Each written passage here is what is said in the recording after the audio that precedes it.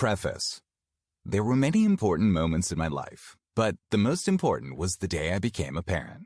Before that, I thought caring and loving someone without conditions existed only in novels and our imagination. But for the first time since having a child, I realized that giving might bring me joy.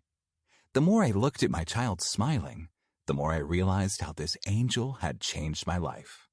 I couldn't do anything other than receive it because the existence of an angel itself is a gift. And I began to ponder what kind of gift I could give in return. I had forgotten these thoughts in my daily life, but one day I came across my childhood diary. In that diary, I was too young to understand other people's thoughts, so I made several mistakes.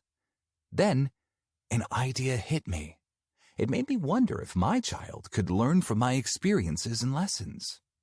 When I talked about this idea to my close friend, he asked me to choose one specific lesson I would like to share as an example. After thinking for a while, I was surprised. I thought I'd learned several lessons in my life, but when I tried to explain them to someone, I couldn't even remember a single one. After thinking for a long time, I realized why nothing came to mind. Sometimes my memories can fool me. I may have learned a lesson at some point in my life, but if I don't understand its meaning, then I will forget the actual lesson and only remember that I know something. I thought I could teach my child the lessons I'd learned when they grew up, but I was shocked that I had none. So I started my journey of writing without waiting. When I found a good moment to talk about, I wanted to remember it.